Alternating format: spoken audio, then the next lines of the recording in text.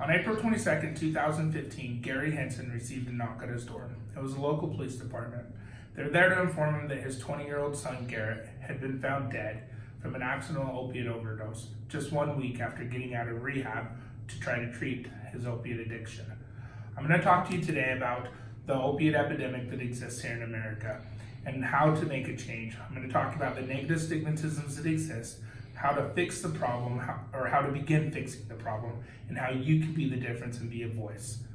Approximately 2.5 million Americans suffer from opiate addiction right now in the United States. And on average, since 2000, 250,000 Americans have died from opiate addiction abuse. That's on average 43 people a day who have died. So we're going to talk about how to fix the problem. There's many ways that have been brought up and to try to fix it. Some that have been great ideas, some not so great ideas.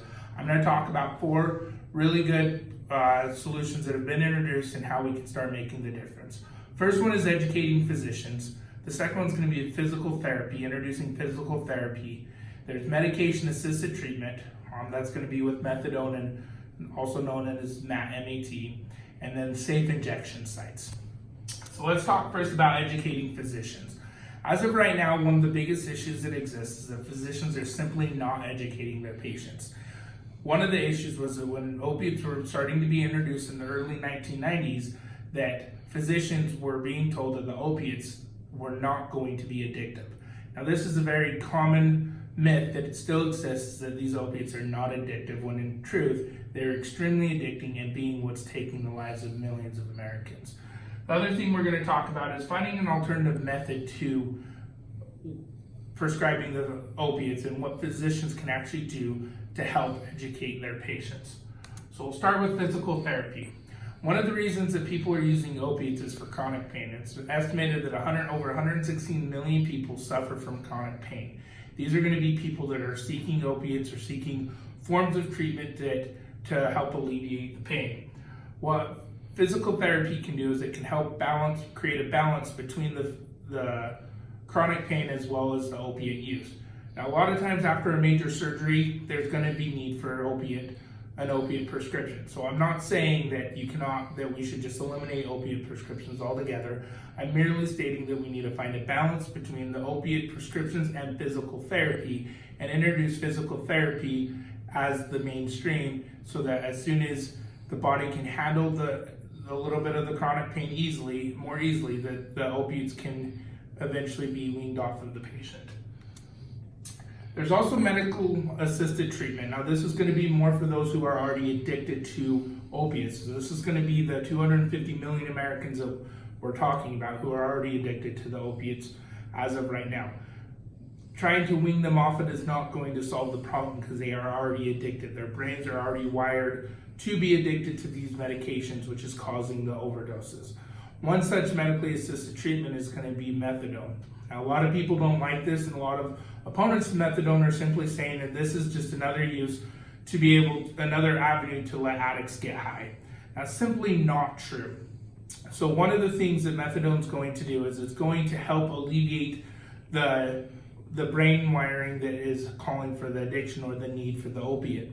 And by having a small dose of this can actually help wean the patient off of the opiates that they're addicted to and counteract any other opiates that they may try to use. It's going to help so that those that are using methadone on a regular basis the way that they're supposed to and prescribed the way that they're supposed to, their brain is not going to have the craving for the drug such as addicts usually have. One of the issues that we face is an inadequate infrastructure right now with the medically assisted treatments. There's over 1 million people that are eligible, that are considered addicts, that are eligible for this. And that's leaving over 1 million opiate dependent people without care.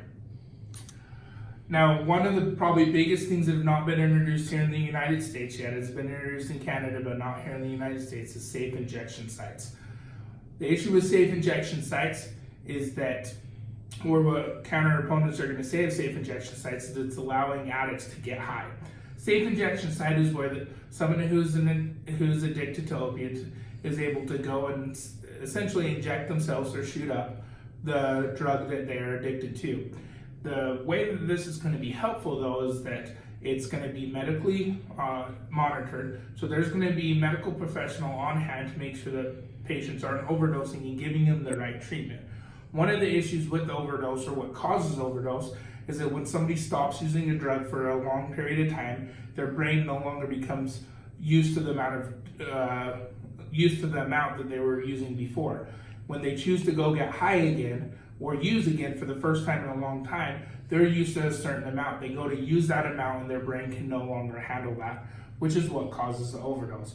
By having these safe injection sites, what it's going to do is it's going to allow these patients to slowly start weaning off of what they're used to and only having a certain amount of dosage allowed to them on any given day. By doing this and monitoring it, it's actually going to lower the probability or the possibility of overdoses while helping patients start to get clean. So what we need to do is we need to be the voice. The first thing we have to do is we have to get rid of the negative stigmatism that comes with addiction. There's many people out there that look at addicts as thinking that this is a choice that they're making, that any time that they can stop. Yes, they did make a choice to use the drugs the first time. What many do not know is that once someone uses a drug, how it affects their brain and their brain balance.